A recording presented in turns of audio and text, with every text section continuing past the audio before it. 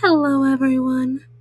My name is Momma Bunny, and I'm so happy to see you here back at the burrow. And to all of our new friends, hello. It's so nice to meet you. How was your day? I hope it went well. And now that you're here, my day's gotten even better. Last week, we read Clifford, the Big Red Dog, together.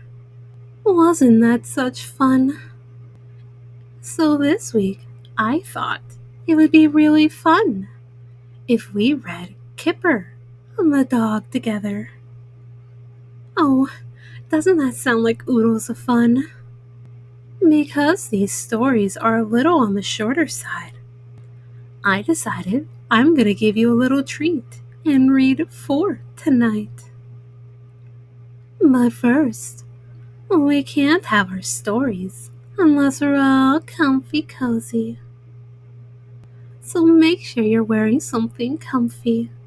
And don't forget to bring your favorite stuffy. I think they're gonna want to hear the story too, don't you? Well then, are we all comfy? Let's get started, shall we? Our first story tonight is called Kipper. Kipper was in the mood for tidying his basket.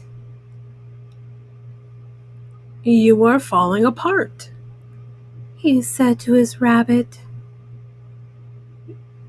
"You are chewed and you are soggy," he said to his ball and his bone. "And you are disgusting," he said to his smelly old blanket. Out they went. "That's better," said Kipper. But it was not better. Now his basket was uncomfortable. He twisted and he turned. He wiggled and wriggled, but it was no good.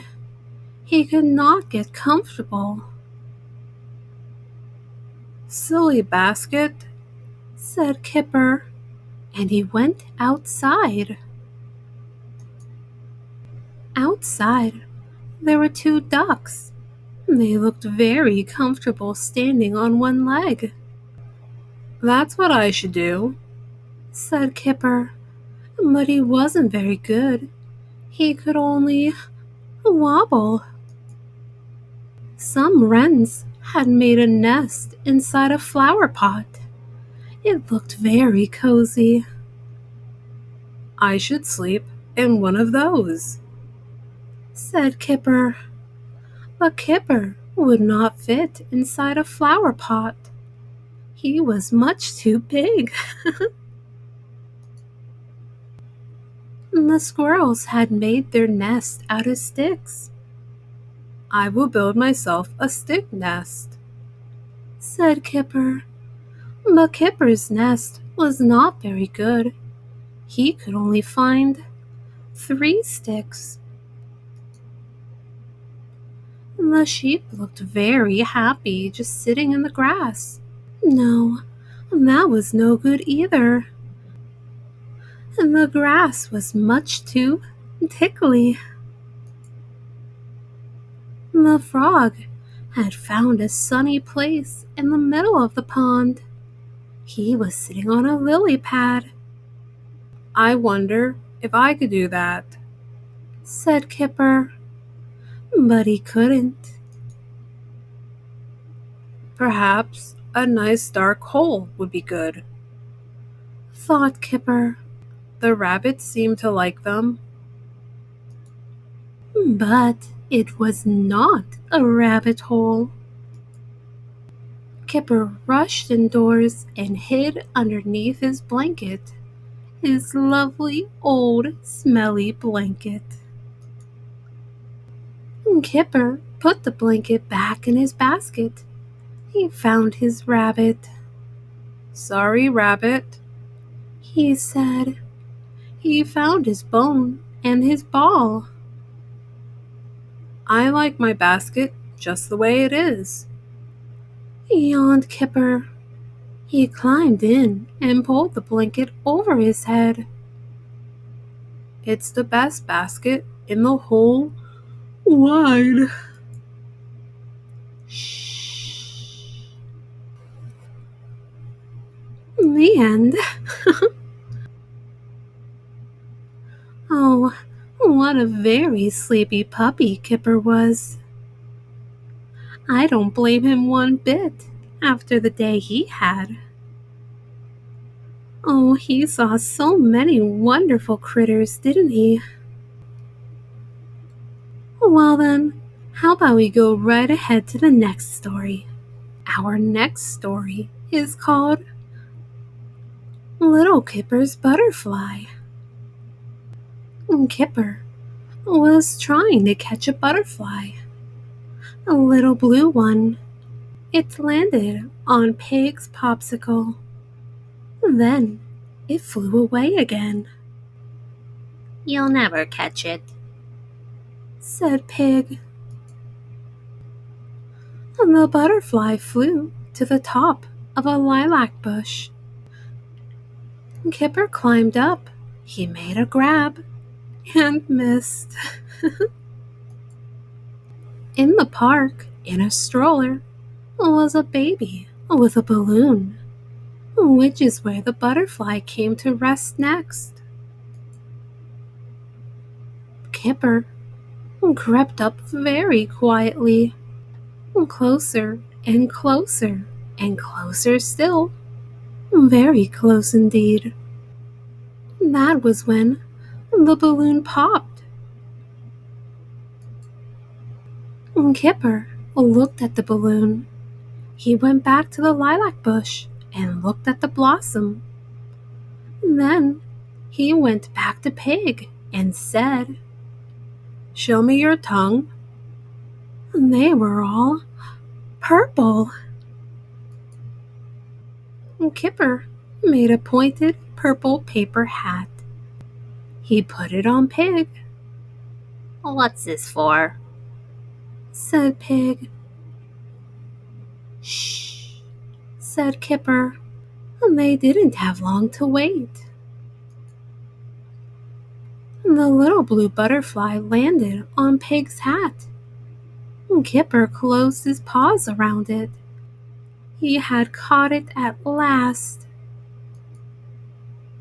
Later, though, he let it go. Oh, what a clever dog indeed, to realize that the blue butterfly really liked purple.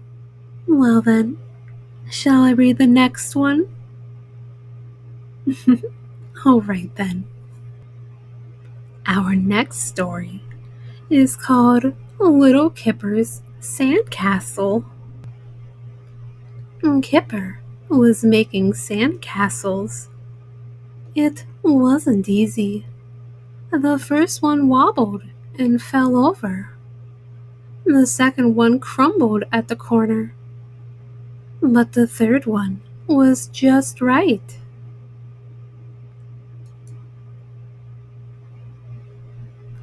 Kipper made a big pile of sand and patted it smooth. Then he dug and piled and patted some more. And this is what he made.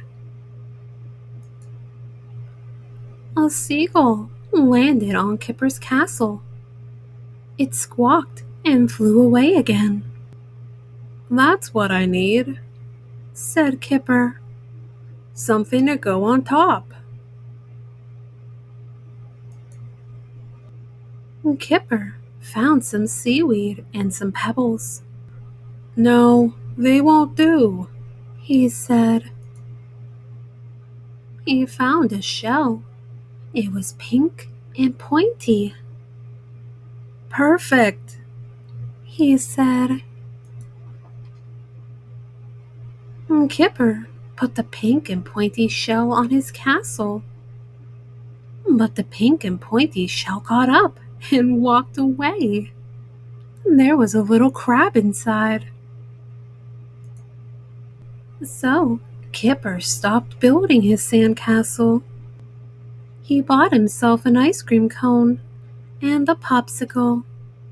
While he was licking the last bit of the popsicle, an idea popped into his head.